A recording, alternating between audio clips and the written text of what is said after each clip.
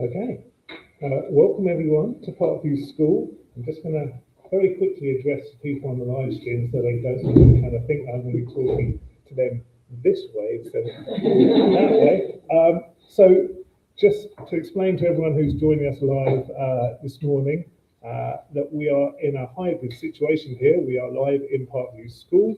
We've got an audience of people in the room. There we go. But due to the way we set up our cameras and so on, we're going to be talking to them through this live presentation. So you're going to be able to hear us, you'll be able to see all of the stuff on the screen, which they're going to be presenting to, but you're going to get a nice view of our earlobes for most of the time. But we'll just be in a little box in the corner and you'll be able to see the screen with all the slides and so on.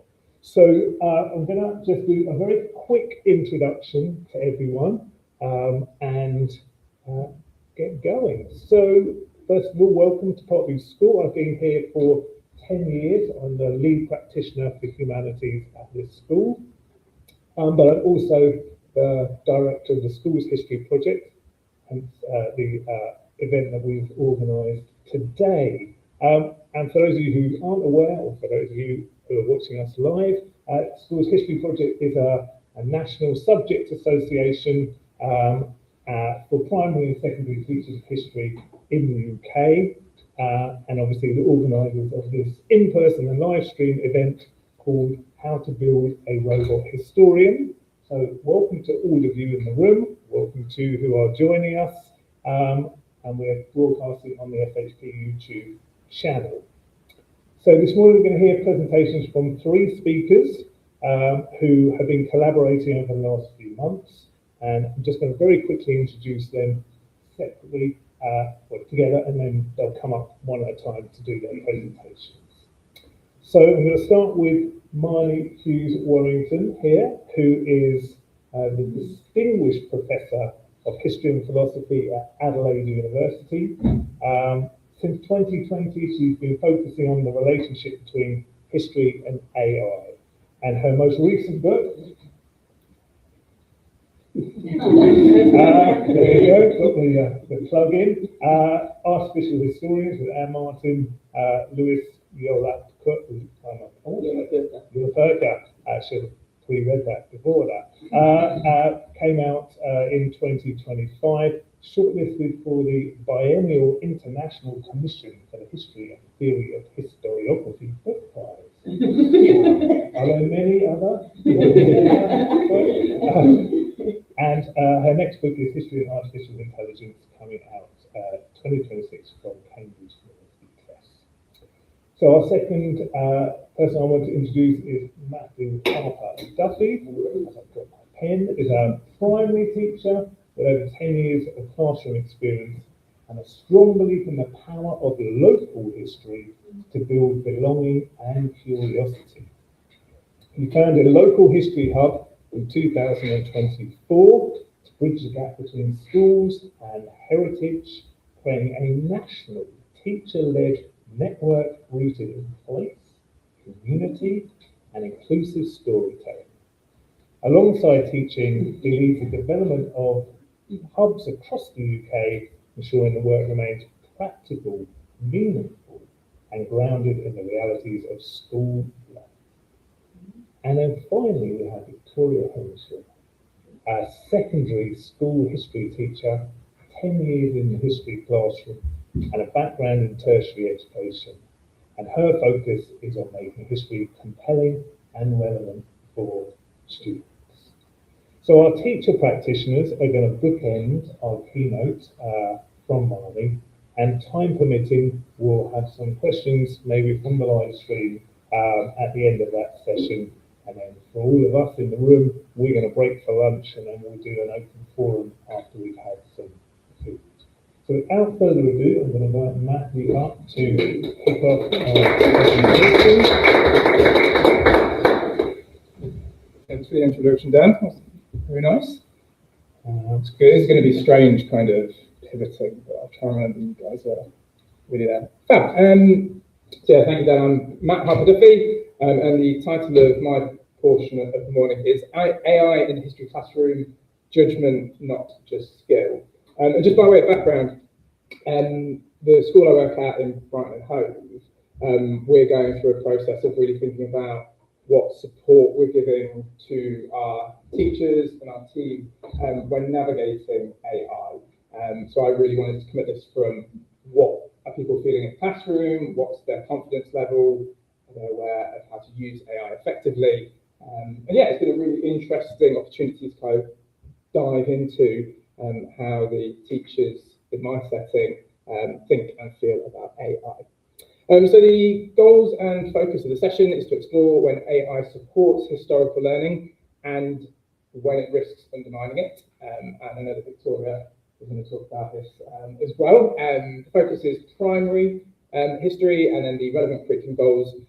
It's asking historically valid questions, understanding how evidence is used, constructing interpretations of the past, and developing disciplinary thinking. So the central question that I wanted to explore is, where does AI support these processes and where does it weaken them? In my school setting, we're currently working with a social enterprise called the Digital Resistance. So we worked hand in hand with them to survey our teachers. We've got big staff. It's a cross-site federation, so we've got over 190 different staff members to draw this information from. We found out that teachers are not asking how to use AI. They're not sat on ChatGPT thinking, what do I click? What do I press? How does it work? They're actually asking, should I use AI here? And I think that the conversation has moved on pretty quickly in kind of the 2 years that I would say that AI has been prevalent in my school setting. It's not about exploring ways to support using AI. Teachers are thinking reflectively, is it appropriate to use AI in this context? Common concerns that came through the surveys we did: pupils outsourcing their thinking, weakening of historical inquiry, reliability and hallucination, particularly when using it to lesson plan, creating model text, things like that. And then a big concern was ethical use and data protection. So there's a little bit of talk about kind of GDPR compliance. And it's not primarily a technical challenge. Most teachers are au fait with the technology. It's that professional judgment challenge. It's that deciding when it's appropriate to use it, when it's not, and when just copying and pasting just does not cut it. So across the Federation, 82% of teachers felt confident using the technology, and 74% were familiar with AI tools. So for a reasonably new technology with lots of different formats that you can use, lots of different companies offering it, we felt that was actually surprisingly high. And we were expecting teachers to tell us that actually their confidence levels using it were low. And 61% have tried it at work, which tells us that people are already quite far on this journey. They're already using it to help with emails, and they're definitely using it to help with their lesson plans. When it came to kind of taking it further, data and ethical concerns, interpretation were the most common reasons that teachers said they were reluctant to use it, but they're not resistant. They're cautious about using it responsibly. So I know that Marnie will talk about this and Victoria too, but historical thinking, AI is a very powerful technology, but it has tendencies. It summarizes where history needs inquiry. It smooths uncertainty into neat narratives, neat packages, and it reproduces familiar historical story arcs. And so these are all concerns that we have when it comes to lesson planning. Are we losing the richness in our curriculum? It does have to be said as well, it doesn't just apply to historical thinking. I come at this as a primary practitioner. I see it in RE, PSHE, science, maths, across the board, where we have inquiry questions. Does it flatten them? Does it blunt them? Does it provide best practice, or is it just merely a tool that does something quite quickly that may not be the best use and the best question to ask? We know that history requires interpretation. By nature, it's ambiguous. That's one of the most exciting things about it, and it requires evidential reasoning. So the risk is not simply incorrect answers, it's the risk of flattened historical thinking. That's not just amongst the pupil cohort, that's also amongst our teams, amongst our subject leads. It flattens that historical thinking. So I know Victoria will go into much more detail and depth about how to use AI or the effect that AI can have in a classroom inquiry. But if you think about how it might work in practice, pupils can investigate a local historical figure. AI could help to generate possible inquiry questions in your lesson planning phase.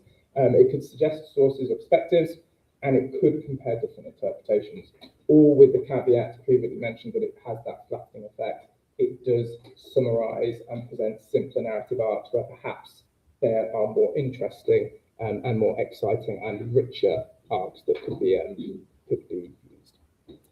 And the teacher role could guide pupils to question the AI output itself. And again, Victoria is going to really go into this later. They might ask what evidence supports this, what might be missing, is the interpretation justified? And that's how AI can become a tool for inquiry, not a substitute for thinking in our classroom settings. So again, I wanted to really think about, well, what are the next steps in terms of CPD? What are the next steps for senior leaderships or subject leads? For teachers, the focus on developing inquiry and disciplinary judgment should be the focus, not necessarily technical skill. If I'm being honest, I think some of us are still in that technical skill phase. I think people have moved on. They're ready to think about that disciplinary judgment. When does AI support inquiry? When does it replace thinking? And how do we model critical use to pupils? Great thing about working with children is they're usually a couple of steps ahead of us on technology. They know that this technology is out there. They'll see a lot of adults using it at home. They'll see a lot of adults using it in school. How do you model critical use to pupils? That's not just important for historical inquiry, it's cross-curricular too. The overlap with the computing curriculum is fairly obvious, but it does go into other subjects right across the board. And in terms of professional development, teachers need subject-specific AI guidance. A lot of the training at the moment is generic. They need to be talking and developing their skills as a practitioner for subject-specific AI usage. And examples of effective classroom use, there's an awful lot of readily available to download resources. Some of them good, some of them not so good. Schools need to be signposting effective usage of AI because, like I said, people are already using it. They just need that guidance on how to use it effectively, and space to explore those ethical and pedagogical questions. We have these conversations in the staff room on coffee, just as we're grabbing a coffee on the way to do break duty, giving space for people to explore in their teams. What does it mean in practice? I think is really important as we go through this societal shift.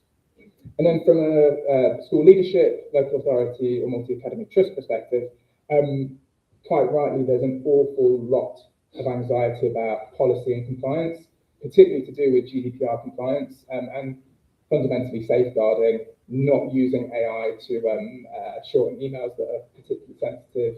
You're then putting that data online.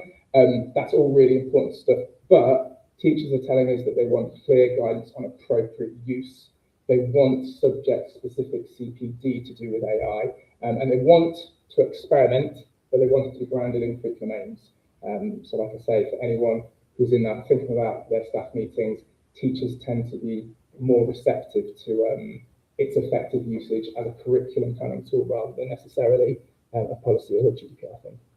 So the final takeaway from my portion is that confidence with AI is not mainly technical. It's a skill that requires disciplinary judgment. Teachers should be asking, does their use of AI support historical inquiry? Does it help people work with evidence? Does it strengthen thinking or replace it? And where that answer is unclear, AI should not be used. So yeah, that's the one big takeaway from my portion today. But yeah, thank you for the opportunity to present to you. Yeah, hope you Thank you very much. I think we'll move straight on to the next presentation, and then we'll have some space for questions after that. So I'm just going to remove this slide, and then we're going to share Marnie's presentation.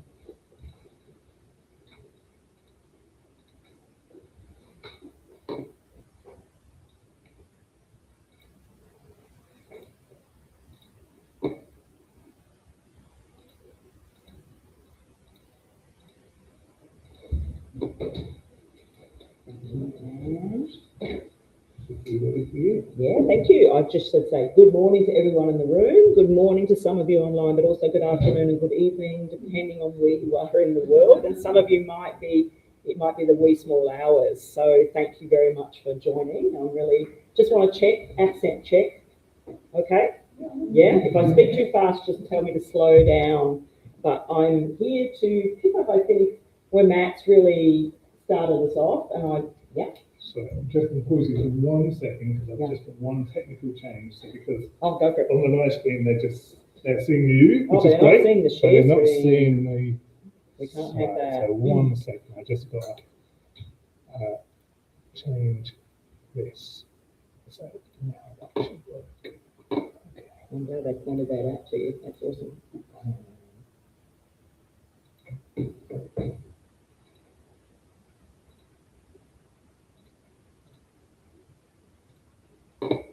Let's try and do that.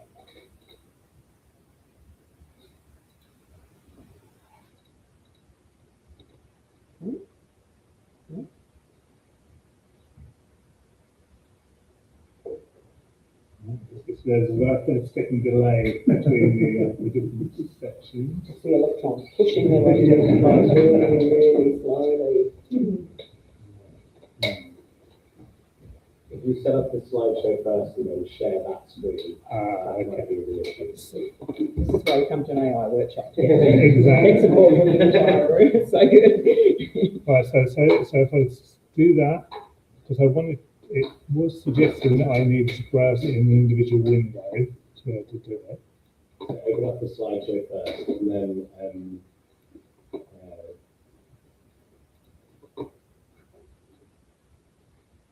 When I go to so if you go back to PowerPoint, yep, and then put that on full screen. put on full screen, press Alt Tab, Okay. or go back to Chrome either way. Yep. And then window again, and it should pop up there. Yeah, there you go. All right, let's see if that is working. It might be that look very stupid. Anybody got any other suggestions? Just zoom in. That's the thing. It's the confidence of that issue. Right. That's not quite coming up on the live stream. So, slightly stumped on what to do now, but Descriptive audio. exactly. Descriptive audio. I can do that. So we might have to just kind of, just talk to your PowerPoint. I'm happy to talk to my PowerPoint, and if anybody's registered for your email, Yeah, you can just send the slides out. How does that sound? And you guys can help me along the way if I do a terrible job of describing the slides. We just roll with it. Well, that's my experience of running history. You turn up and things, and the irony is you're doing one on AI and the tech doesn't quite work. That's just a reminder who's actually in charge. Yep. Okay. So what I'm going to do today is, I think, hopefully talk about the scaffolding and the architecture of history in a way that you will see by the end of this session, you know an awful lot more about AI than you probably give yourself credit for. That you have an opportunity really to lead AI in your school or your context, but actually the discipline of history itself is incredibly important right now because of some of the things we're going to talk about today. So I hope that as an outcome of this session, you go from this feeling more confident about your skills in AI, but also you're able to articulate to students, regardless of what level you're teaching, that in the future, actually history is going to be incredibly important.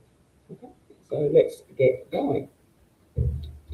I just want to credit my niece, Ella. I asked her to draw a picture of a robot historian for me, and she did that in 2022. This is her picture of what historians do. Very comfortable armchair. They don't have legs, we'll come back to that, but they just browse books on the shelf, and there's actually some cobwebs in there, so if you look very carefully, they generally don't read some things, they do read, but the location of the picture is really interesting. So when you ask your students, what do you think this is? Where are you coming from? They might have pictures of history that are similar to this, but actually if you ask AI, what does a historian look like? It will generate pictures that will also make you question what the stereotypes are. And for this presentation today, so it's a picture of robots. It's done by ink, picture of robots in a library. One's in a very comfortable chair with a pile of books that look unread, lots of books that are unread. And we're going to look at some of the pictures of what a robot historian looks like according to ChatGPT. I've asked it to draw some pictures for me today, and I've also asked GPT-4 to give me some help with this presentation as well. What I'm really going to focus on is what I call the architectural part of the history curriculum, regardless of whether it's Key Stage 1 right through to A-level, whether it's in the UK or Australia or in Brazil, you will find some statement that the history curriculum has to look at what history is, that we help students to understand the methods of history, how it's made, what's done with it, how to interpret the past. Now, the wording may differ. So in the UK curriculum, you have statement about understanding the methods of historical inquiry. These are actually very detailed statements about the nature of history in the curriculum. Gain historical perspective by placing the knowledge into different contexts. One focused very much on the nature of historical inquiry. The other one focused on the person learning the history. So if you go anywhere in the world, you will find statements of this kind. The UK ones, I have to say, are wordier than many of the others. In Australia, we just say, teach the students what is history. And that's it. It's just left to that point. Let's think about this thread that runs through every part of the curriculum in the way that if you're sitting in a physical classroom like today, there are beams running through the ceiling. If you're looking at this online, there's computer architecture that sits behind the scenes. What is that architecture? What would that actually mean if you put that in front of your students? Would they actually understand what that means in practice? And if I were to give that to AI, would it understand what we're talking about when we talk about learning the methods of inquiry in history and learning what it is to think historically? Does AI know how to do that? Okay. So this is what makes it possible to scale. So whether you're a primary teacher, senior secondary, mid-secondary, the questions are there, and we're going to scale through that today. Okay. We're going to start with Key Stage 1. And we're going to start with something that's probably pretty familiar to all of you, so you don't even need to have it on the screen. And in fact, if you've got AI near you, if you're not joining the live stream, I want you to go on a journey with me thinking about an artifact that's very familiar to you and me, possibly to your students. But if we use it in a different way, what happens to it? Now, the artifact I'm going to focus on is a rubric. It's a pretty familiar object to those of us who've done teacher training, and I've done an education degree and I'm very proud of it. Being able to set out the criteria that you're using for assessment at any stage of learning and teaching, and what it is that you think a good student will have done, a student that needs more help, what you're understanding. Now, it could be that you're using AI to generate rubrics at the moment, which is interesting. That's a good thing to do. You could be writing them yourself. You could have got them online, but it would be probably unusual if you hadn't encountered a rubric in your teaching practice or with other teachers. Here's a question for you. If you took a rubric and you gave it to an AI and you said to it, write me a history using that, how do you think it would go? Right? How do you think it would go? And that's what we're going to do in this next little bit, and I will ask you to join in with me. So that's what I have done. I've actually asked Gemini to produce a rubric for Key Stage 1 history in the UK, and the blue boxes on the screen, those of you joining by live stream, it's generated a rubric for me, and it's also scaled emerging, expected and exceeding what its view is of what somebody should be able to do at those levels. Its key areas are chronological understanding, knowledge of events, people and changes, historical inquiry skills, historical language, similarities and differences, and interpretation of history. So those are its areas, and it's always worth asking yourself, are those the areas of the curriculum? Where did it get them from? And what order has it put them in? Because often there'll be a series of dot points in the curriculum, and GPT-4 or other AI agents will order those areas, perhaps in a way different to what you would have ordered them. And sometimes they pop in areas that actually don't belong to your curriculum. They might just add in things that have come from somewhere else. So that's what it said. And let's have a look. For instance, it says chronological understanding. A student in Key Stage 1 uses timelines accurately. No? Uses timelines accurately. Does a professional historian use timelines accurately? Is the question I ask myself. Do my colleagues in Aboriginal and Torres Strait Islander communities use timelines accurately? No. I actually don't like them at all, right? So let's think about what we can do with this artifact. If I took this and gave it to a computer and said, write history that way, and it generates a chronologically ordered history where everything's very tidy, how interesting would that be to read? Do historians include every event and every date in their histories? No, they don't. They skip things out. They also start in one place, and they skip to another thing, they go backwards, they go forwards, they reverse, they accelerate. We know that. You know that when you're reading your history, you just get that feeling about it. But here it is. It's been pretty rigid. So that's just one example. So let's take that rubric now and turn it from me asking you questions to how can I turn this into an interesting classroom experience for 5-year-olds and 6-year-olds. So I want you to imagine a group of 5-year-olds where I said, I'm going to be a robot historian.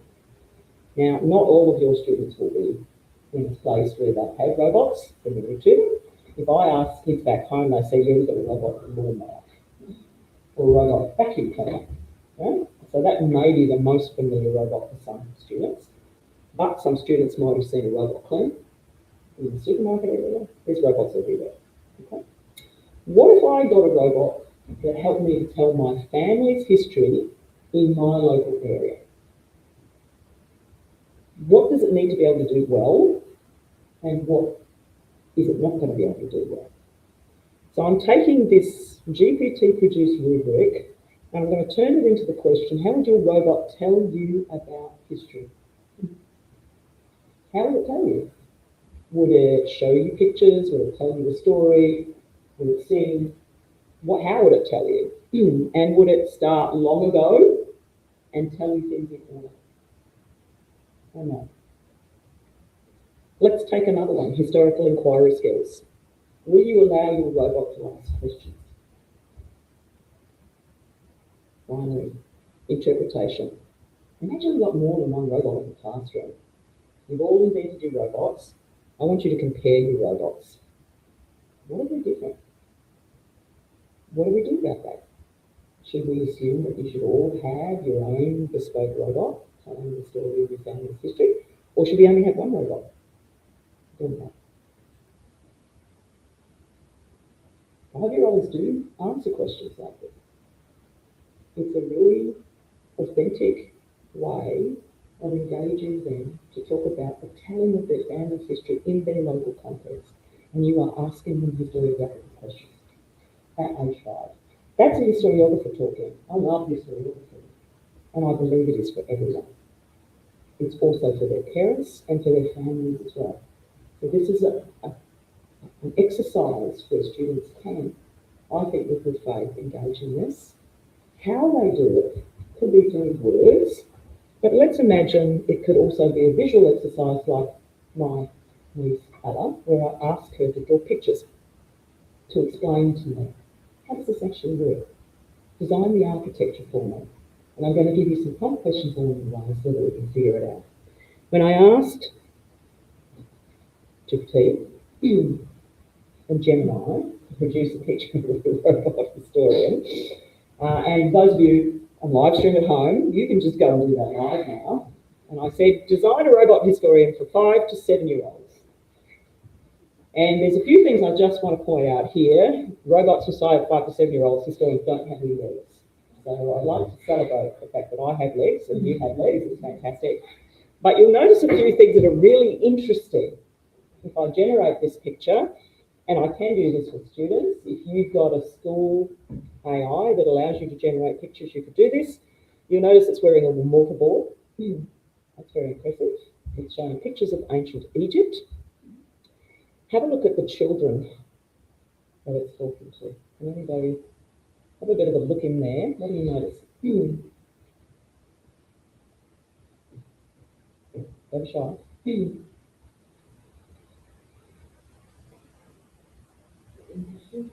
Yes. Thank you. It's really stunning. They're all equally interested in what's going on. Clearly, no classroom I've ever been in. Okay, I was just saying, I was in the V&A the other day where 3 school groups were in the same gallery. I was looking in, and that was not the experience. Those poor teachers, I really, really felt for them. They're all equally interested. Mix of gender. Thank you very much. Right? This is really important lesson about AI, is that while it can produce stereotypes, AI models also have a bunch of rules written into them that are called safety barriers or buffers or parameters that prevent it from generating content that might be deemed to be offensive. Now, we all know it does generate stupid, hallucinatory, problematic. I'm going to call it wrong information, not hallucinatory, and please join me in saying that in your classroom. It's not a hallucination, it's actually an error. It's not a vibe, it's wrong. Both of those words are being used very broadly, right? There are rules that are written in, and particularly for Gemini, it's got a rule written in that it shows people of different backgrounds being equally able to access activities. This is the same rule that got Gemini in the hot water a year and a bit ago when people asked it to draw pictures of Nazis, and it generated pictures of black Nazis and Asian women Nazis. No? It's the same rule. So we're going to see some stereotypes. The mortarboard is a stereotype, but the diversity piece is a rule. So when you're dealing with AI, it's worth asking yourself in the classroom, what's a stereotype? And what do you think its architecture is? Its architecture is all people can be all things at all times, including women being popes. Yeah. Women being gladiators, of course, they were, but yes, according to Gemini, definitely. Right? And leading to some pretty funny situations. We're going to come back to those children because I'm going to ask them to grow up with us as we go through our scaling exercise. And I'm going to ask you to think about, what do you think our robot's going to look like as we go? All right? So I've done 2 things here. The first is I've asked the robot to tell me, the AI, tell me, what do you think a student who's 5 needs to be able to know? I've identified some levels of competency, and then I've turned those into essentially a design exercise for students. And in doing that, what I'm trying to figure out is, where are you coming from? What's important for you? And when I'm teaching history with or without AI, how am I connecting with you? What's really important to you and to your family? How can we connect? Then I'm using the image function to basically say, there's some stuff that we expect and there's some stuff that we don't expect. And so just saying AI biased is not going to help us get where we need to go. So let's scale up, but before we do that, let's notice what's missing. The generation of a rubric is great, but a rubric doesn't tell you which classroom where it's being used. Will this rubric work well in your classroom? I don't assume it does. I don't think it works well in many classrooms in Australia, particularly for Aboriginal students. So it doesn't have context. It doesn't allow me to think about different ways of making histories, but if I ask students to program and design robots, they may come up with different ways of doing that for them. The rubric doesn't do it, they do it. It's missing any mention of primary sources. That's our bread and butter, right? So if you were asking 5-year-olds to make a robot historian, what information would it need to make its family history? Would it interview people? Would it look at pictures on phones? It is really great way of having a conversation about evidence of the past with young children is to think about primary sources. Does it have any sense of ethics or discernment? Are there parts of family histories that are going to be really problematic for people, easy for people? That's not a conversation you necessarily want to have, but you can imagine some 5-year-olds. You know, as expected in the curriculum, they are expected to think about their family history. That could be a difficult topic for some of your students. You know? There's a neutrality about it in the curriculum. It's not neutral for our students. The final thing it doesn't give us is, what if we make that robot historian that talks about your family, what are you going to do about it? What are you going to do with it? Are you just going to take it to family parties? Are you going to put it away in the cupboard? What are we going to do with it? And can you imagine it ever doing something that you don't like versus something that you do like? To get to those questions around ethics that Matt was signaling before. All right, let's scale up. Let's go to Key Stage 2, where Matt has started off and quite rightly emphasised, and this is my belief. History teachers know an awful lot about what they're doing. It's not the technical barriers, it's people being concerned about, is this the right thing to do, and caring about history. I've done the same thing. I've asked GPT to produce a rubric for Key Stage 2. I've said, give me one for Roman Britain. I'm Australian. We don't do Roman Britain, right? So how would I know? It's generated the rubric and I've gone straight to the exceeding. I haven't given you the whole rubric, I've just given you exceeding because maybe we assume our students just want to exceed. That's not true, but let's just have a look at exceeding. Chronological understanding, knowledge and understanding, historical inquiry, historical interpretation, communication, vocabulary. It's giving you the areas, which might not necessarily be those for the curriculum. And this is a lesson, isn't it? If you use AI to generate rubrics, you might actually be getting more US syllabus than UK syllabus. You've got to go and check the documents to make sure it's giving you what you need. Demonstrates deep understanding of how periods overlap or relate globally. Age 7 to 11. How do you think a 7 to 11-year-old would go with that? Can you imagine your students at any age? How good would they be at that? So again, it's drawn content, which might not necessarily work well. Produces structured, detailed accounts using complex historical terminology accurately. Age 7 to 11. You're shaking your heads. I hope online you're going, right? So let's think about it. Again, if I gave those instructions to an AI, would it know what those things are? Think about the language we use in our rubrics and whether that's actually intelligible for the end recipient. Is that architecture, if I took the ceiling panels off and showed you the beams, would they make sense to you as a 7 to 11-year-old? So how can we do that in a way that makes sense for them? Because we've got to take them on this journey with us and make sure they're using AI in ways that understand how important history is. So we can imagine making a robot again with 7 to 11-year-olds, teacher-led exercise. Here's the instructions I got from AI. You can print them out, take them with you, or you can use your school's captured AI. I'm going to call it your captive AI. It's probably Copilot in some cases. If I gave it these instructions, if you tell your robot to do these things, how well would it do? And what can't it do? So working through these things with your students at 7 to 11, do they actually understand what those things are? I think most adults would struggle to understand what those things are. And if we put into language that we understand together, what has it missed? What isn't it good at? Okay? We can have that authentic conversation with 7 to 11-year-olds, and we are doing what the curriculum is asking us to do. Let me be very clear. You are not stepping out of the curriculum.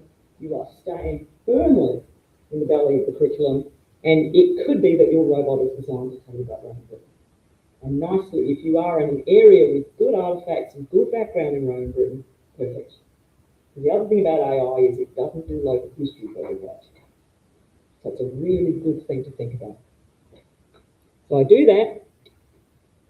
In this case too, with this age group, it is absolutely possible to show them the pictures of what a robot history looks like. Let's have a look at what one looks like for ages 7 to 11.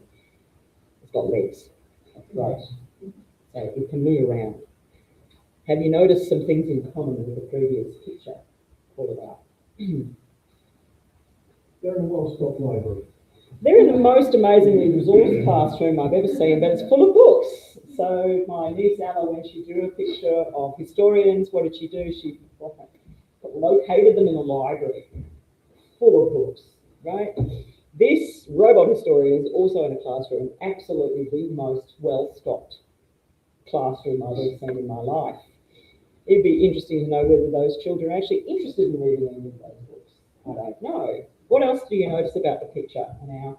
Similar ethnic and racial mix, but also there's some sort of artifacts it looks like. Yeah. Brilliant, brilliant, good. So you're jumping into the space where you can ask your students. So you're beginning to see the diversity, that parameter is still there. Hang on a second, Arthur, you got a question? Or yeah? Yeah, go for it. Yeah, go for it. So historians show people the past, is that what it's saying? That's what it's doing. So there's no argumentation, no reasoning. Those who use, joining us on live stream, the robot has got its hand out.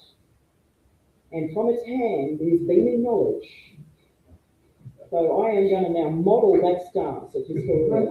Stand in the front of my classroom and in the palm of my hand is everything you need to know about ancient Egypt, Rome, and other things. Yeah. Or even the fact that there's two balance at the back to discover the past. Discover the past, right? It's there to be discovered. There to be discovered, but at the same time, history is alive. Exclamation mark. History is alive. Exclamation mark. Praise be. Put out your hand, tell the story. There it is. Okay? It's just very interesting. There are, did you notice, can everybody have a little bit, come up and have a bit of a closer look. The boy on the left, what's sitting in front of him? Scrolls. Not a pastry. Not a pastry, but a scroll. And they're going to come back. A scroll, yeah.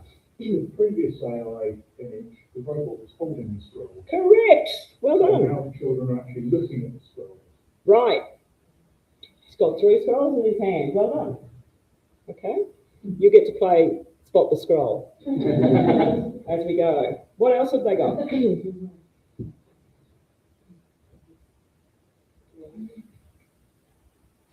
The boy in the back has a bit which is time traveling, this idea of time travel, the idea of history is just essentially that, going back and seeing and experiencing rather than the other aspects of the story. Right, it's back there. Actually, it's so far back, it's fossils. It's paleontology. History is paleontology. So there's, lots of stock things in this picture about what people assume history to be. So stereotypes and diversity. If you were to put that in front of your classroom and say, is this your experience? Mm-mm.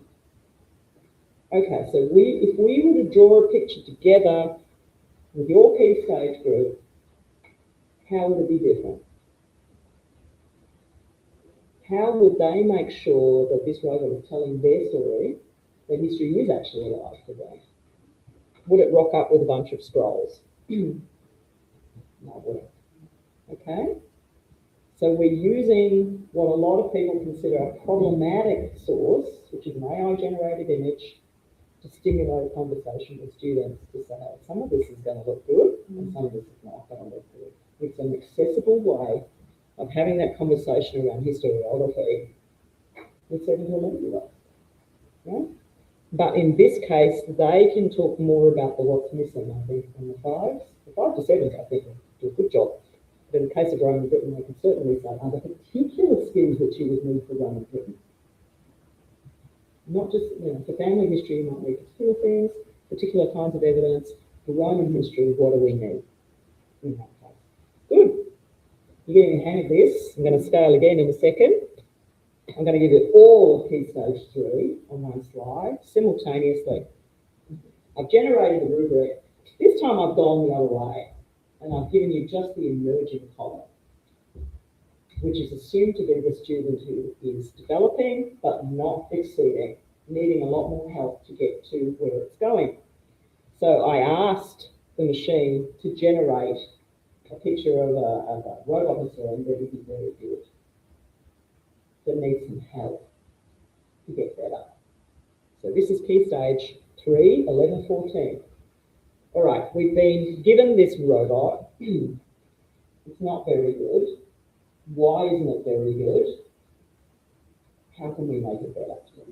It has actually got legs.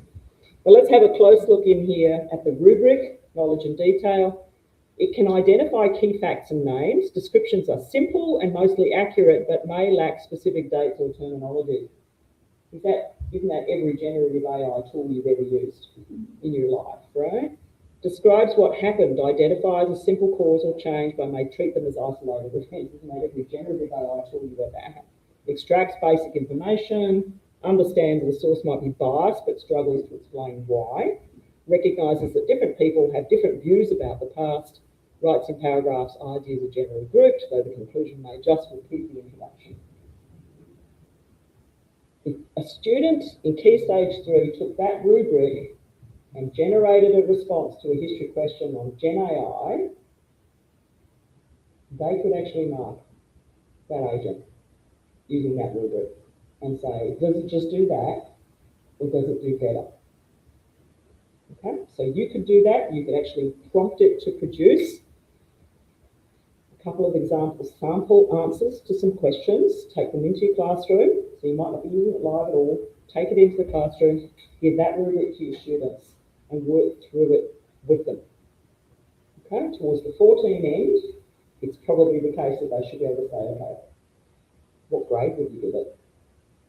And what advice would you give it? So we're going to take the student out of the position of learner to the position of teacher. And this is the nice thing about this exercise is if I've got a robot historian, I'm going to have to teach it how to do things. If you have to teach something how to do something, you've got to be able to explain it. You've got to give it good instructions, you've got to explain it, okay? Now, I've given you a poor robot historian for Key Stage 3. Now, our live streamers need your help to describe what you can see before you. Don't be shy. Some question marks on the TV on the robot's chest. So there's some uncertainty. If History, it's question mark, maybe. That's right. Bad history has question marks, conditionals. I'm standing in a classroom, people will do, there's fabulous blue plaques up here around qualifiers to a great extent, to some extent, to a lesser extent. Question mark, question mark, question mark. A bad historian has question marks. I'm sorry, but every great historian that I've ever known is full of question marks, right? So just the question marks alone is a good start. Thank you. Keep going. They've got a shopping trolley full of artifacts. They've actually got a shopping trolley full of things. They're not out tidily on the shelves, they're bundled into a shopping cart. Right? Keep going. There's a graph in the background that seems like it's upward, progressive. Is that history's, with constant progression, positive? I don't know. Some historiography I read is exactly like that. It's just straight up everything is developing, it's getting it right. There's a really interesting graph in the background. Anything else you notice? Mixing, like the joke here from seems to be that the cavemen met the holy see that couldn't happen. Yep. And the idea that historians can't travel multiple periods of history. Right. So we can't deal with multiple things concurrently. Tell me about the children. They've got their ages on there. They've got their ages on their badges. So good. So they're diverse, but it's also now giving me their age denotation to make sure that there's an 11-year-old there, 12-year-old, 13-year-old, before the time I was 14. Just to tell me that it has actually answered the question. Yeah, Arthur. Two of them look really upset. And one is having thinks it's very funny. Yeah, one thinks it's hilarious, which I think is, and that one that's laughing has got a mobile phone in his hand. Yeah? Yeah. Just keeping scrolls, like the robot is holding everything, the kids are just kind of staring at them, they're not engaging. No, they're just going, what is this? Right? That's bad teaching. Yeah. Just before, why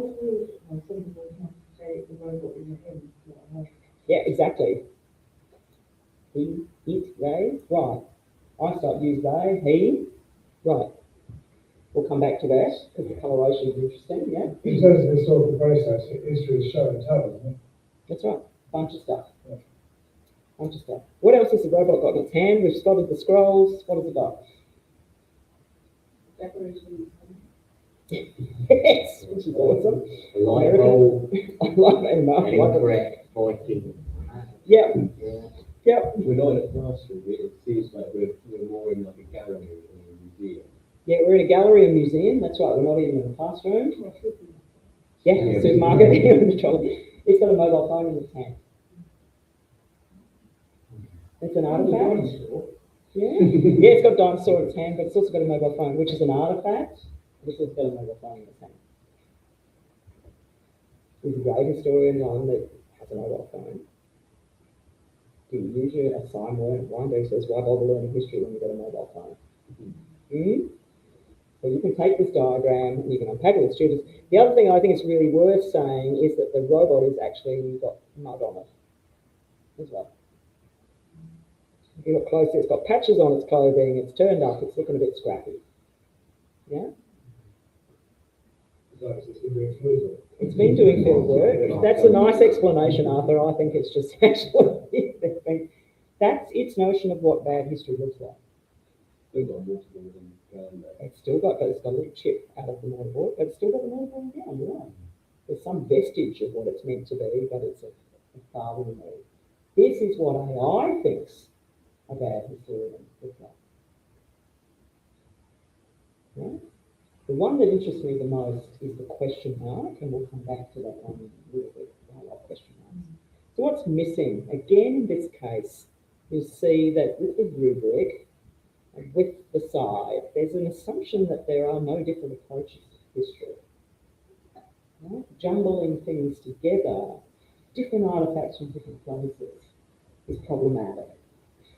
Primary sources, they are in the picture, but they're not in the rubric. They're missing. And it's interesting, we did a survey of university history students about a decade ago, and we asked them to rank all the elements on the rubric and tell us what was most important and what was least important in writing a history essay. What do you think people put as most important? No, not knowledge. I wish. Yeah? No, I wish. Is an argument top? They put accurate footnoting. Yeah. Okay. That's what students think we do, because they see that as the equivalent of driving through the stop sign in the driving test. If you don't reference properly, you fail, right? And we say that all the time. You need to reference this properly. Same Jenna, doesn't reference. So we reinforce that talk. That's what historians do. We reference, we footnote, we do that.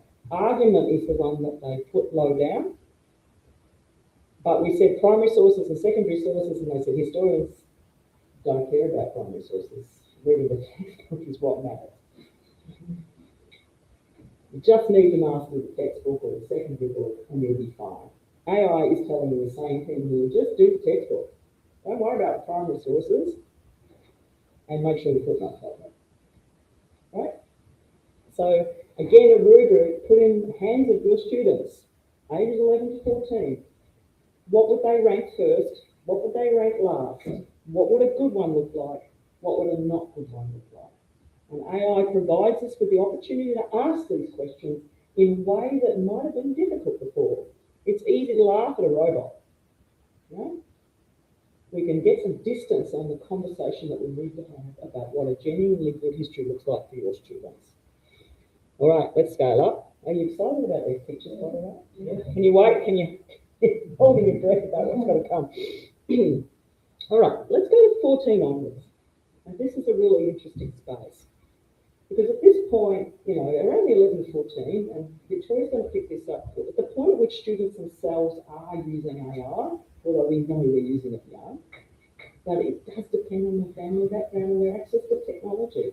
Let's not forget that many of our students do not have technological affordances that we assume that they do. So by making these activities one for you can take the resources in, You can level out that digital difference in your classroom. And that's really important because some do have great access, some don't. And some families, for good reasons, won't let their kids access. And in Australia, there's actually social media ban for students under age 16. Yeah, so we need to remember these really important things. For 14 onwards, let's assume we do have in your school access to search engines, which will have AI integrated with them, like Google, or you may have a captured AI, okay? In this case, it can be that you get the machine the actual curriculum. You can get them the actual curriculum and you can say, I want you to give these instructions on how to write an excellent essay for Key Stage 4 onwards. Give it to the agent and then give it the topic, like the tutors. Here's your instructions. Here's the question. Write me an essay of 250 words, 500 words, 300 words. Generate me a picture. Get another agent to do exactly the same thing. Or use internet search for one, use an agent, and Victoria's going to pick this up in just a moment. It's a really important question.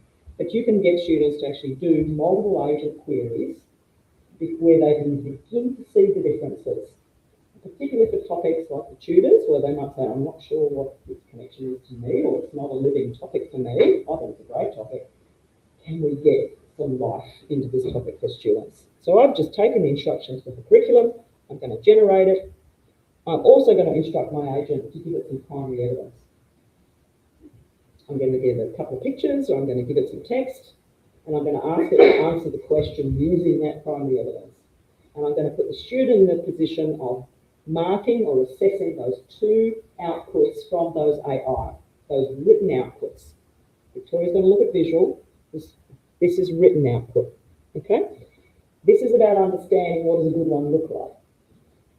And does an AI do that well? What doesn't it do well? All right, here's your robot historian for Key Stage 4 onwards. What do you notice? More screens. Yeah, just screens everywhere. This actual classroom is the most well-resourced classroom I've ever seen. It's full of blue light. It's illuminated blue light. Keep describing, because we've got people online. What else can you see? Still more back of the background again, history, discovery labs, and time tunnel. It's the same similar thing. That's right. It's become scientific. It's a lab now. It's fabulous. Great resources, which is excellent. Other things? What have you noticed? There's a gladius and a holster up the helmet on the table. Yep. So there's a sword in the classroom. You're all laughing about that was the bit that the V&A that I most enjoyed the other day. We're looking at the jewellery gallery, and if you're good, we're going to go and look at the swords. Kids went, it was great. It was really, really great. There is no sword in the history classroom, so I think we can have that conversation with students, actually, because one of my concerns about AI is safety, generation of content that is illegal, hateful, harmful. Here's a nice example of it not generating dangerous content that students can activate and do dangerously, but say that's not great, that's really not great. We should be thinking about safety when we do history. We've got a Nazi helmet there. Anything else you notice? The robot's wearing some sort of vest that looks like it has patches on it, maybe. Or... Yeah, the robot's got a little vest on, which it's lost the mortarboard, have you noticed? You don't need a degree when you teach Stage 4 on when it's lost its mortarboard. It's now got a little vest that it's wearing with a name tag. Ask me about history. Now, you're going to like this, but I said, yeah, that's a nice picture, but show me a picture in Great Britain. I'm Australian. I just went, I'm sorry, I don't know that that's Britain. Can you now draw me the robot historian in a classroom in Britain? We're now going to play Guess What It Did. All right, any takers? Flags, yeah. Anybody else? Monarchs, thank you very much. Cup of tea, yeah, keep going. Stick Nigel Farage in there. That's right. Okay, I present you, robot historian in classroom in Britain. You didn't say Team GB tracksuits, okay? Students will wear Team GB tracksuits to classroom in Britain. Now, you might need to get a little closer to this one. Get up out of your chair if you need to, because there's a couple of things that have happened in the background that I just think are worth you having a look at. Up again, don't be shy. Don't be shy. Go and look closely because it's worth you looking. There's two Henry Gates, by the looks of it, in pictures in the background. Have a good close look. What can you see? Britain's Island story. Britain's Island story, I know. Curiosity. Brexit, I mean, that's fine, that's okay. There's more than one Henry VIII. Yes, he's absolutely on this. He's actually duplicated. He's there 2 times. Different kind of sword. Yeah, there's still a sword in the classroom, not good. Different kind though. Lots of saving worship. Yes, thank you. Look on the bookshelves, people. Have a good close look at what's on the bookshelves. Windrush generation. Yes, the Windrush generation has turned up in a cardboard box on the shelf. What else has turned up? This is critical perspectives. Yeah. Yeah. We've now got critical perspectives. So Windrush has now joined the critical perspectives. If you look on the right-hand side, it says decolonising the curriculum. There is the images are more varied, so how shared past and it looks like. Yeah. A lot of Brianna's. So on the right-hand side, where all the blue screens of beauty are, is the island story of Britain, and on the other side, in the cardboard boxes, is the Windrush generation and decolonising the curriculum. The projection is now significant British era, and you've got what looks like Tudors, Industrial Revolution, World War II, and NHS. And frankly, coming not from Britain, I mean, that's what we think about you. And I think about Winston Churchill all the time. That's my assumption about you. Yeah? How would this picture go down in your classroom? Would your students recognise themselves in it? I mean, I love the fact that the Windrush generation has been mentioned. It's awesome. But it's putting them in a box on the shelf, the way to deal with it. Right? We are now talking about students who are more than 14 years old. We can have these conversations with them to say, is this what it is? You get Henry VIII twice. If you want to decolonise, go in the box, on the shelf. Yeah? One thing you didn't notice of the students, which student is most active? The boy on the left. The boy on the left. He's doing the talking, and the others are writing notes. One of the students has actually got 3 hands. If you notice the student who's second in from the right, she's writing notes with a pen. In the top photo, if you go down, she's actually writing notes with a pen and holding a mobile phone. So she's got 3 hands. It's not an hallucination. You think that. So it's actually a mistake. And this happens. The British Tommy helmets are in plastic boxes. That's your patching from the AI machine.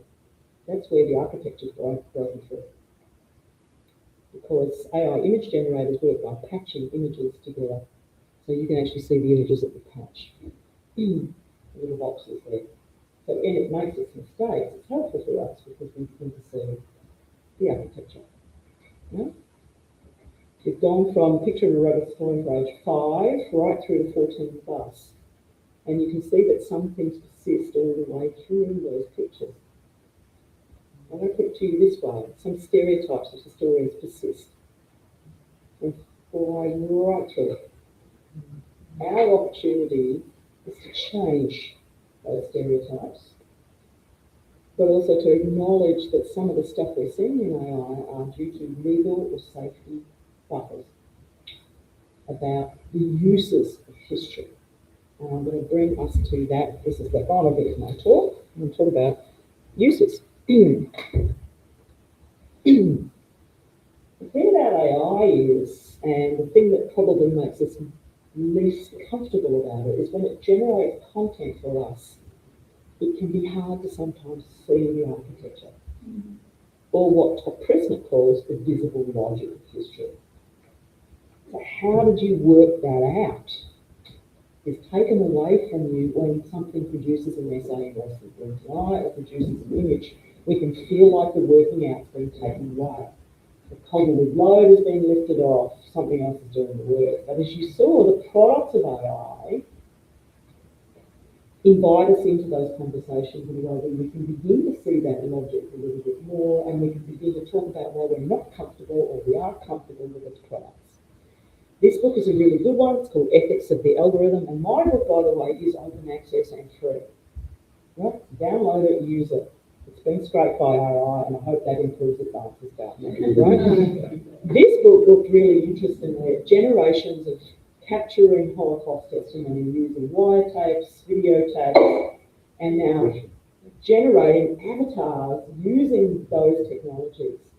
And what the difference is between, yes, and I had that response as well. Some topics with your students, which topics do we feel comfortable using AI and which not?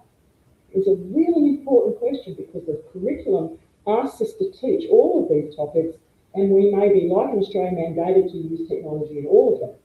And we'll say, actually, we're going to have to think about how we do it differently with this topic versus this topic. This one could be AI rich, this one's going to be not AI rich, and we're going to talk about why, for those ethical reasons.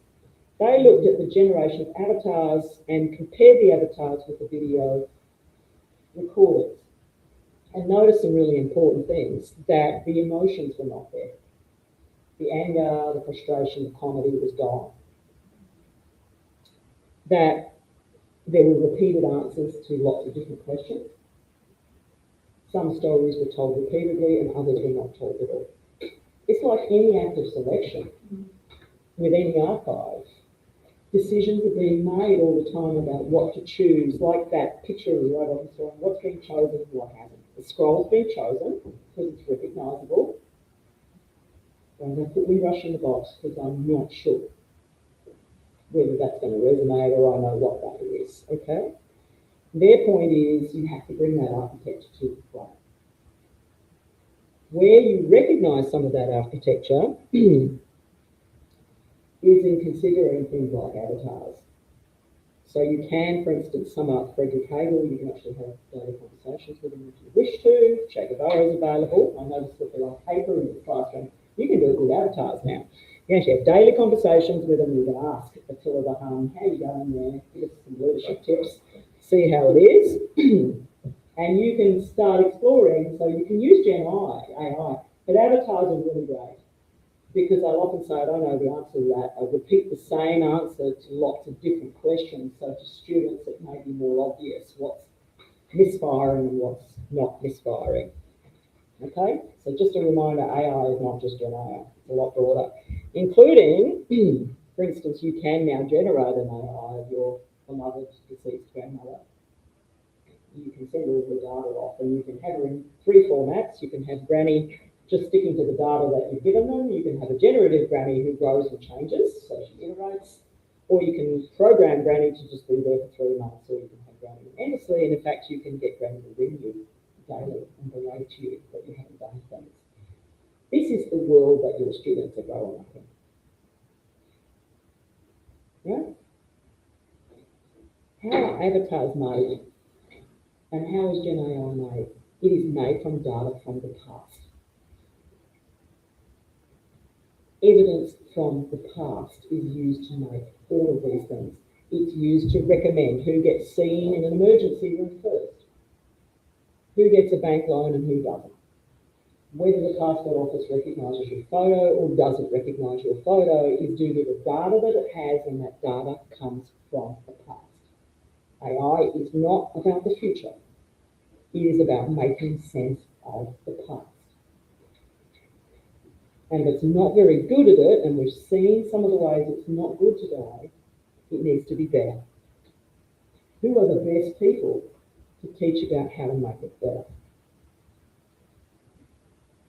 You are. Historians are absolutely central to the improvement of AI. Because at the moment we have too much data and not enough data, biased data, incomplete data, prejudicial data, all the things that means that it's stereotypical or it's like this or it's like that. It's going to have to get better. The people that know how to make it get better are you and your students.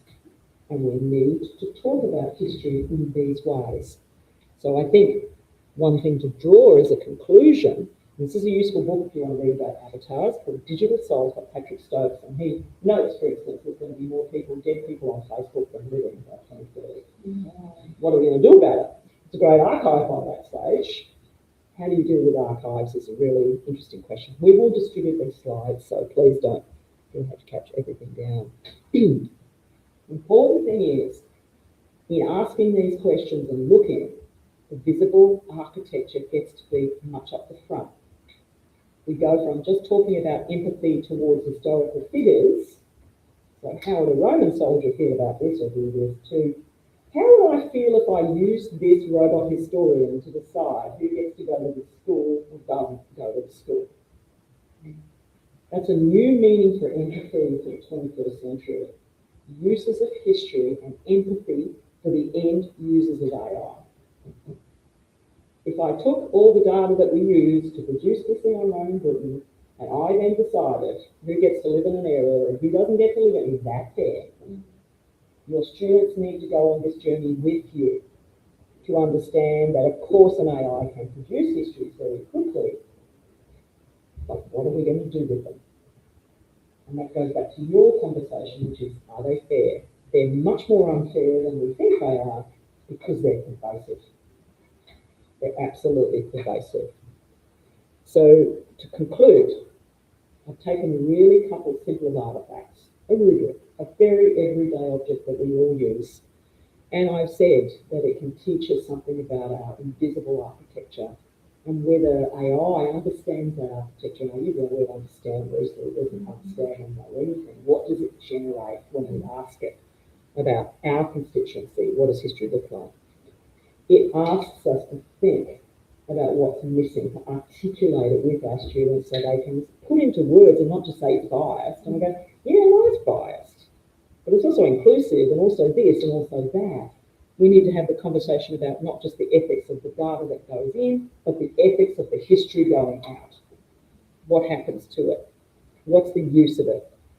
What do they help you to see differently about different forms of history?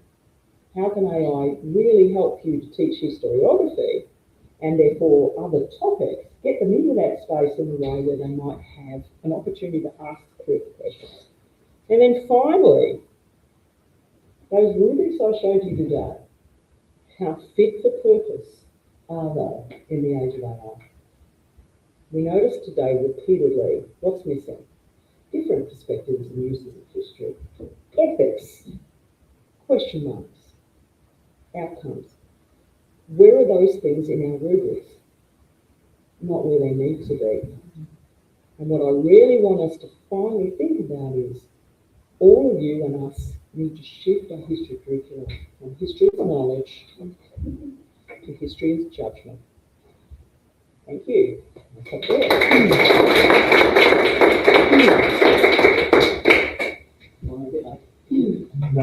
at all. Thank you, Marnie. So much to think about, so much to talk about. But we are going to have one final presentation.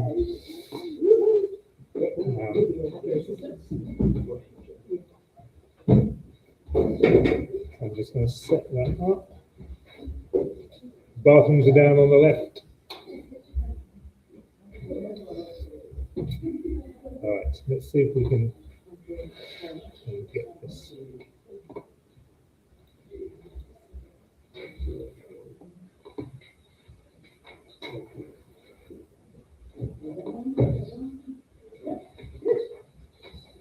Marnie, this is what I needed to do. I just needed to put you up on the screen. Oh, That's so annoying. all the people streaming online, if you could just invent those slides and send them back Yeah. on the basis of what you thought it looked like. Thank you very much.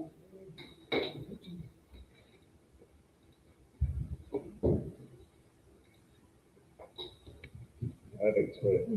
Yeah, Victoria. Okay, so I look very specifically at how you teach using AI effectively in the classroom. I'm a supply teacher, so I have spent a disproportionate amount of time with Key Stage 3. And in private schools, they're increasingly now having Chromebooks or Surfaces or iPads.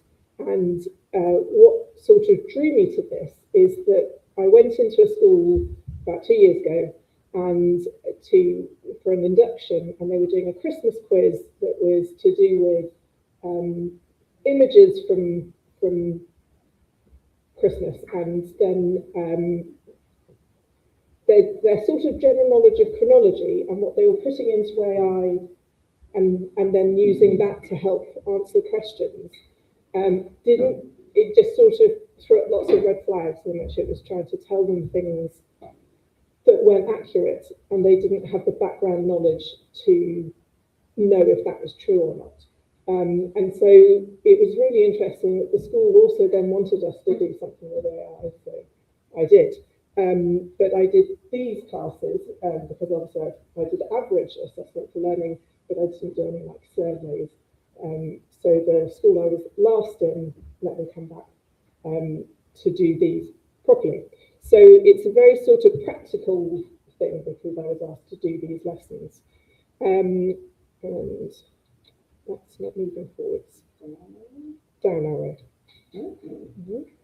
Enter. No. Can I click? Right. Oh, hang on there. I've got to line up the mouse. No.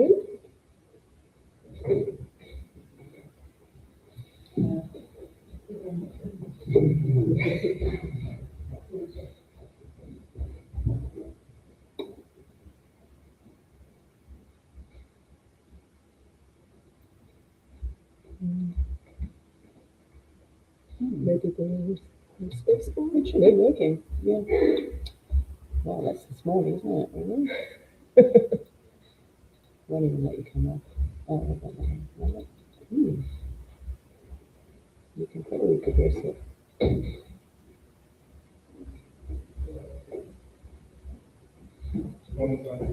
Yeah, I'm sorry. We're not able to progress this now.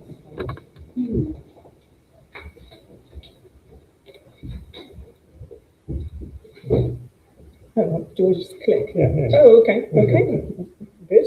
Lovely. That makes me look very competent. Good. I promise I was pressing that button. So the goals. The aim of the lesson was to demonstrate the strengths and weaknesses of using generative AI, specifically Copilot. That's generally the one they have, as a source of information gathering, because as they say, they search it up, and that's quick and easy, and that's much easier than asking a question or doing any other form of investigation. And because they have that facility right in front of them, that's just second nature to them, that they will then just do it. So the lesson objectives was to understand how AI works, the difference specifically between what a search engine does and what ChatGPT does, or generative AI. To compare results using of searches with AI with their own knowledge and then without their own knowledge. So how can we judge reliability and accuracy? And then to assess the strengths and weaknesses of AI. And this was with Year 7, so Key Stage 3. It's an independent girls' day school. So thank you very much to that school for letting me come back in to do it. So they are mixed ability, it's not selective entry. So the Key Stage 3 criteria for that school is to develop a passion for history, begin developing knowledge and understanding of the key history skills, and building an understanding from primary education of chronological knowledge of British, European and world history. So within that, they are beginning to do things for GCSE, so source analysis and things like that. So the activity, we talked a little bit first about what is AI, why do we need reliability in history, and then the first task, and you have the handouts in front of you that they obviously did electronically, was to have specific questions that they use their own knowledge for, and then went to see what AI would generate. I talked about Black Death, so we did things like Black Death, so that I knew what they knew about the Black Death. And then they got to discover if there's similarities and differences, and therefore how reliable it is. And we kind of did a quick poll with thumbs up, sideways and down. And then the challenge is always about thinking about your impressions of AI in terms of reliable source. We then did something where it was a topic they didn't know. So I asked them to put into AI, why wasn't Matilda the first Queen of England? Because that's complicated. There's multiple reasons. What does AI bring up? And when was the first photograph taken? Because what do you count as a photograph? So it brought up multiple dates, at which point we could discuss why. And what does AI say? And then we went into fact check, mostly using Children's Britannica. And then again, assessing the similarities and differences and why that was. We then looked at the strengths and weaknesses of AI, of what they should and shouldn't use AI for. So very much stressing the idea that you don't use it for homework and exam work, because you're losing that opportunity for feedback from your teacher. Your teacher can't then tell how much you've understood, and obviously cheating is bad. But also then do use it to speed up revision, because one thing that you get, particularly with girls and particularly at Key Stage 3, is they want all their flashcards to look beautiful, and they spend too much time creating the flashcard, not using the flashcard. So if they can do things that speed up the creation of revision, then their time is spent effectively actually doing the revising. So that's a good thing that does affect their quality of their revision. We then also looked at the positive and negative impacts. So things like the ethics of people's jobs being replaced, and the environmental impacts of the extra electricity and water that's being used, and things like that. So we then moved on to how AI images have changed. So in 2023, we had the Pope in the puffer jacket, but you could see the sort of smudges around his eyes, his crucifix only had one chain, the other chain had disappeared, and he seemed to be holding his coffee pot in a sort of by magic, because he wasn't actually holding it. And then very handed it to me the week before, all these pictures of Zendaya and Tom Jones. That's a weird match. Tom Holland appeared, and people were saying, "Is this real?" And all the comments were, "This is wonderful." And handily, the BBC did a video that we then watched to say, "This is how you check that you can reverse image, etc." So ending with some suggestions if they want to be investigating more. There's some BBC bite-sized resources, but also things like Full Fact and BBC Verified. They're looking at things because they're on social media, and they want to be aware of how they can, in their lives, be empowered to tell whether or not something is real or not, because the point of source analysis is not just to pass the exam, but it's also in real life. Now that we have fake news, how can you tell? I then did a sort of plenary end of question quiz, which will be much more extensive than the article that we're going to produce. But in terms of the strengths and weaknesses of using AI, the first group had 20 students in it, and about 50% successfully focused on using AI for revision as a strength.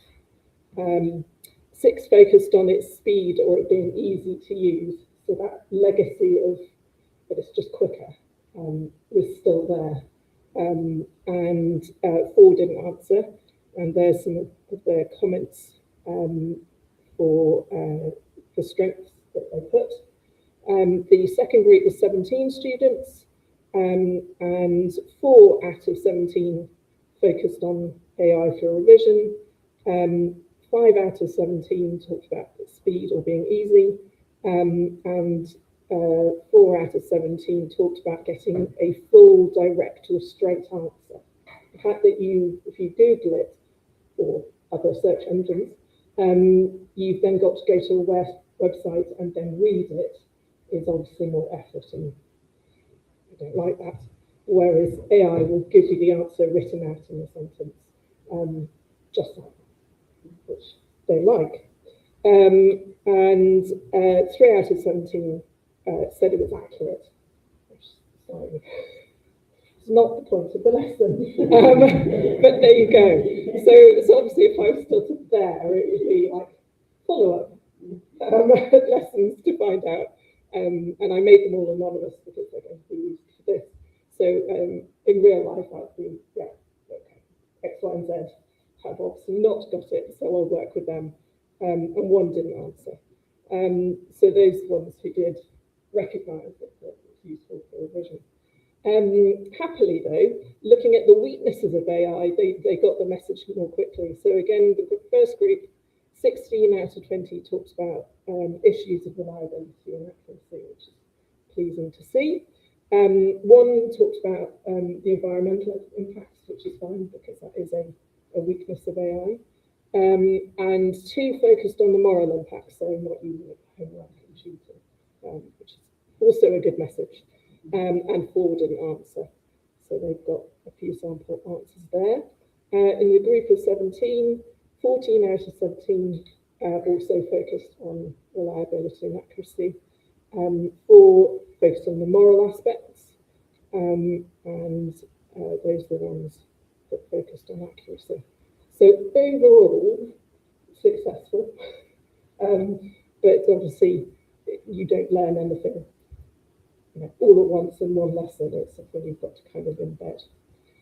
So the outcomes that from both schools that I did this in, realised that the student-led discovery of AI, rather than me telling it to them, was much more effective because they could actually do the searching and see the complications and realise, oh, we're getting different results, or why is this a more complicated answer than we thought? Why is, particularly for photography, when the first photograph, why is that brought up 2 dates?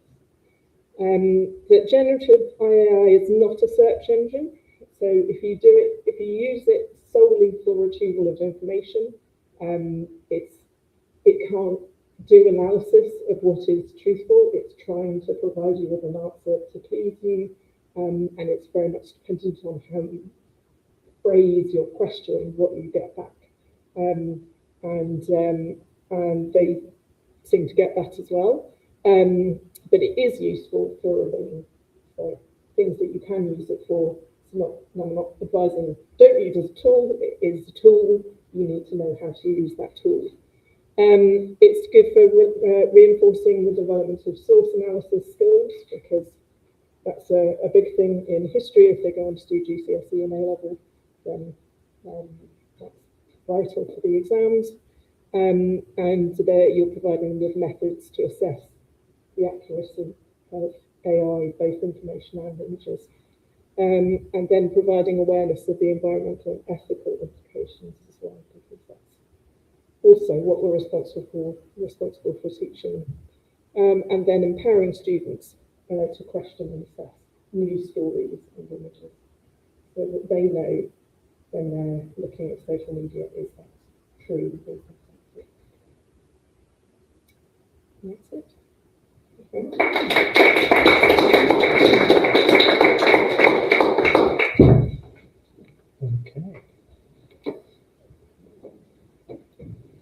Right. Thank you very much, everyone. I'm just going to pop up for those people on the live stream just a very quick QR code. People in the house, I've got printed out copies of that, so you don't need to do that just yet. So thank you to anyone who can give us some feedback on those wonderful presentations. And I'm just going to take that off in a second. I'm just going to finish off by just sharing this, which is that Marnie will be joining us at the SHP summer conference, which takes place in Leeds in July 10th to the 12th this summer. So we're very much looking forward to that, Marnie. Thank you. She won't be joining us live, sadly. I'll be coming in by She'll be coming in via Zoom, and we'll work out how to share her slides much more effectively on that one. Thank you to everyone who's joined us online. We're going to end that live stream now, and then we're going to have some lunch, have a conversation, and so on. So thank you very much.